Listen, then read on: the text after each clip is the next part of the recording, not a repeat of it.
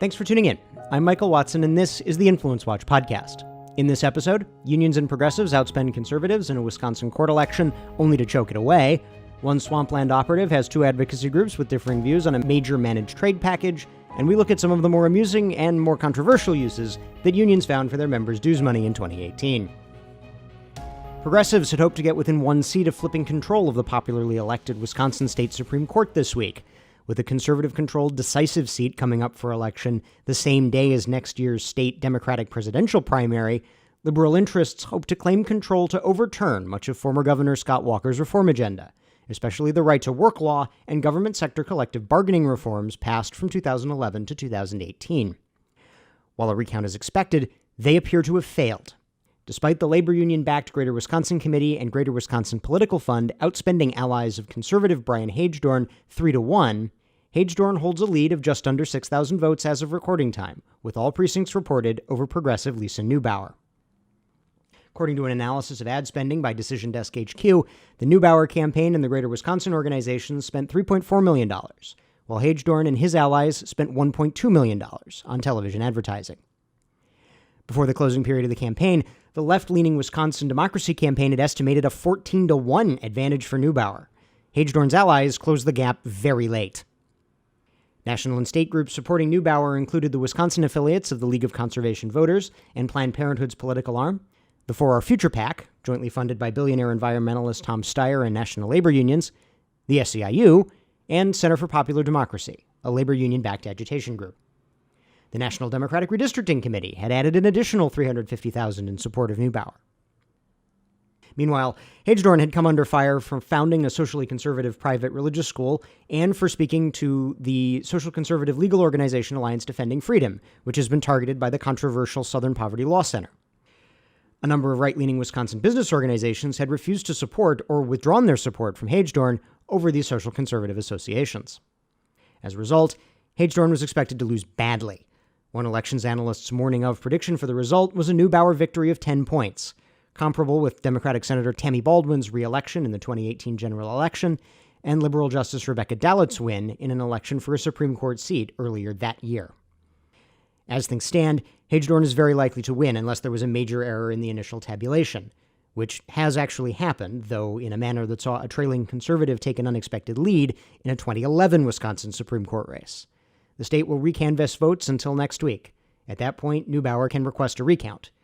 If the margin is unchanged, that recount would be at her own campaign's expense. Cato Institute trade scholar Scott Lincicome once warned, tariffs not only impose immense economic costs, but also fail to achieve their primary policy aims and foster political dysfunction along the way. Today, the Daily Beast's Lachlan Markey delivers an example of the political dysfunction, a political dysfunction that is particularly swampy. The American Economic Freedom Alliance is advocating for inserting a delay to certain provisions of the USMCA trade agreement, the Trump administration's more protectionist alternative to the NAFTA trade agreement that has made North American trade mostly free for the past 2 decades, arguing that those provisions threaten auto industry jobs in South Carolina. AEFA's focus on South Carolina may have something to do with the fact that one of the firm's 4 officers, Republican operative Phil Cox, is a partner at Guidepost Strategies, a firm registered to lobby the Trump White House on trade issues for BMW, which opposes certain provisions of USMCA and has a large manufacturing plant in Spartanburg, South Carolina. This would be all's fair in love and it's technically not lobbying, but Phil Cox is not only an officer of AEFA.